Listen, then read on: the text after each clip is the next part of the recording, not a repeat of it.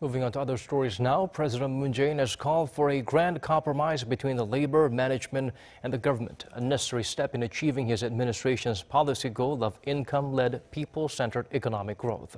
Our chief Cheongwadae correspondent Moon Connyoung shares with us the Liberal leader's remarks.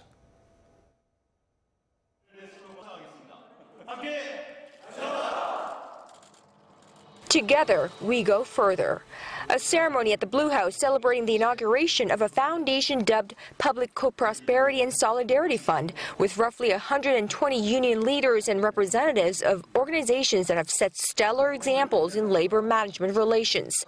This non-profit foundation was created based on a social solidarity fund raised by the voluntary return of incentives from workers in the public sector and financial industries following the abolition of the previous administration's performance-based wage system. That amount has totaled $147 million, which the foundation plans to spend on improving labor conditions for non-regular workers and creating more jobs. 정부의 최우선 국정과제는 일자리를 늘리고 비정규직을 줄이고 고용의 질을 높이는 좋은 일자리 창출입니다.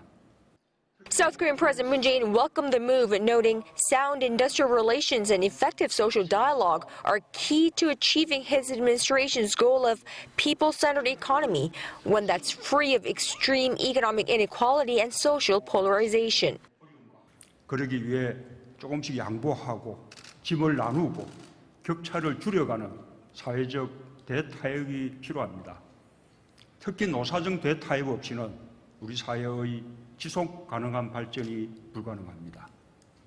The South Korean president added, in order to achieve many of his administration's policy goals in realizing inclusive growth, where the benefits from growth are evenly distributed to the people, this compromise is absolutely critical, and the single most important factor is having faith in the government.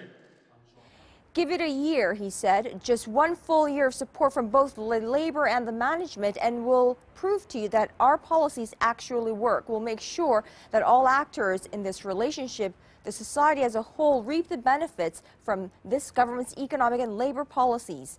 Now, that's a message from this president as he kicks off his first full year of administration in a little over a week. Moon Connyoung, Arirang News, The Blue House.